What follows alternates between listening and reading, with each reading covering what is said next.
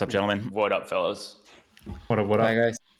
All right, big rebrand, grinding in the code base of the last little while. We've had you guys on before, sort of sharing your vision for why agents are going to actually be better money managers for us and optimizing yield for us specifically right now.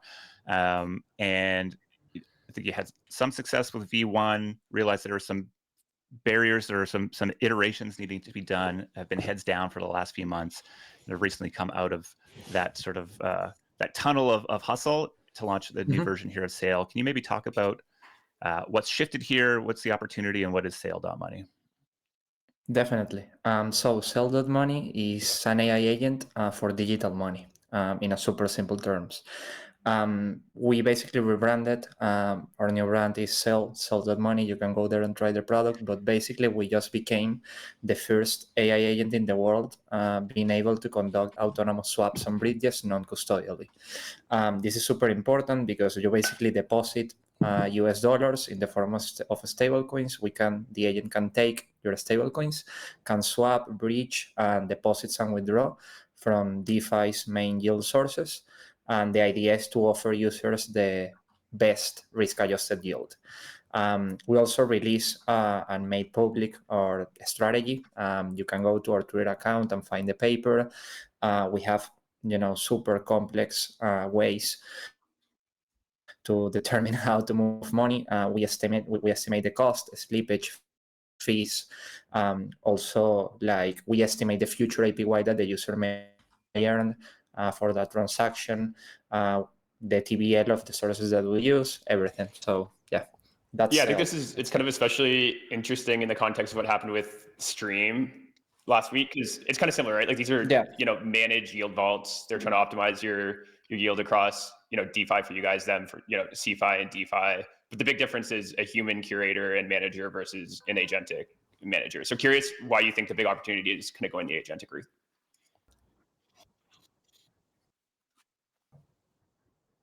And an agent per user. What you do as a user is that you enable your agent to conduct a set of transactions using session keys that you can call permissions, let's say.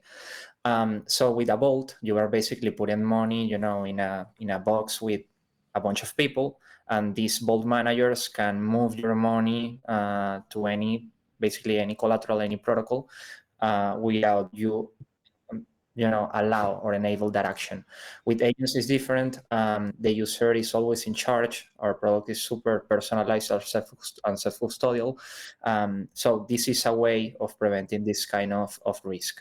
Also, we're launching next week an in-house security agent that is basically going to scan for a stablecoin DPEX, is going to scan for aggressive fluctuations on TVL, is going to be 24/7 working on social media to get data from potential hacks in order to withdraw money when there is any fear in the market. So I think that it's clear that agents working for you 24/7 are better than humans. That's literally that finance theory instead of that internet theory. I want to create the most amount of content on the internet, and I want my agent to conduct the most amount of financial transactions. We're actually seeing that on Sail right now, because we have around 400 users in the past 6 months between V1 and V2, around 400K in average assets under management, and these agents have conducted around 330 million volume in 6 months. Imagine when we scale that to 1 million agents/users or 1 billion assets under management. That is literally that finance theory. Agents will conduct the most amount of financial transactions. That's 100. I think my guess is that when you sort of share that the belief that agents will be sort of the conductors of most financial transactions or my financial transactions, or even just optimizing the yield I have, that people can go, yeah, cool, I believe in that. And yet there's a big gap to getting people to deeply trust that today. I'm curious I'm curious what those explicit gaps are, and are we there today, or is there more iteration needed? Much more iteration. No, of course, and it depends a lot on the complexity of the transactions or the strategy itself. Of course, yield can sometimes be a simple strategy or a really complex one. We're trying to work between complexity and safety and security. That's on one side, and on the other side as well, you have the whole UX. Like, it's interesting because we have this whole like premise on UX that agents, so from a UX perspective or point of view, they're a new window of interaction with the internet, with content, or with finance in this case, or in DeFi. And then you just add like layers to it. The first layer would actually be wrapping all of the best of DeFi, which basically that's curation. So we as a company, you trust us because we're actually curating literally that's quote unquote the best of DeFi. Then you have the value proposition. In our case, it's currently automation, the first value proposition, and I'll go to the next one. Then you add a really, really small window of interaction for users, for them to interact with automation. In the case of ChatGPT, for example, they literally do exactly the same thing. Instead of finance, it's the whole internet and content. They just literally put you the smallest window of interaction for users, which is literally a chat. And that's how they actually scale this amazingly good product. We're trying to do the same, but with DeFi. And finally, of course, there's a layer of personalization on top of this, which maybe Ale can expand a little bit more on that. But like that's most of the value proposition that we want to give: automation and personalization, from the simplest, most secure strategy possible that we can actually do right now. And then that's just going to get more and more complex, once again, with safety and security standards. Is there much? Oh, go ahead. Yeah. Go.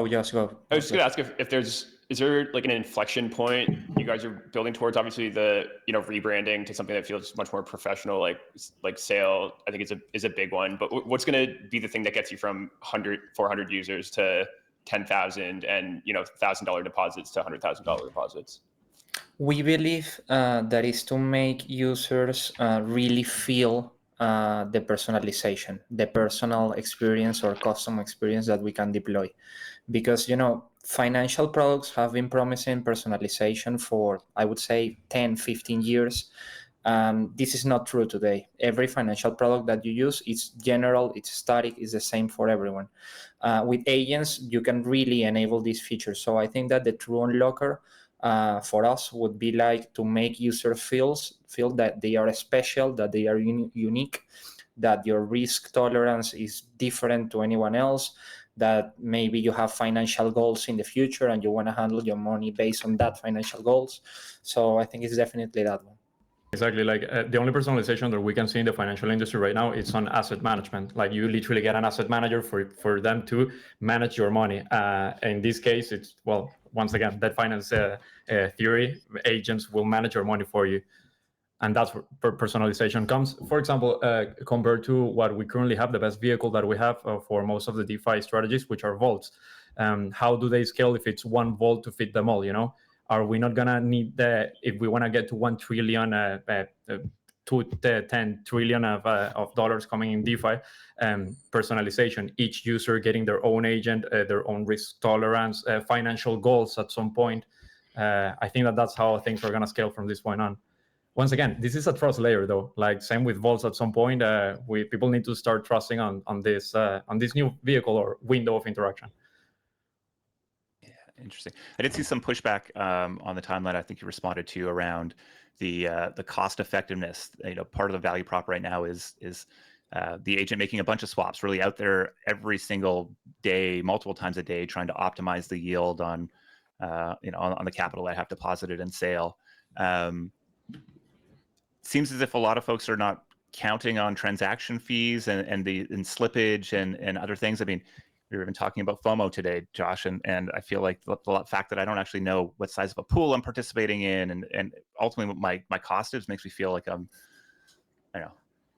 ignorant of important stuff. So what is sort of the scope of the data, I guess, that you guys are pulling in to go make these decisions?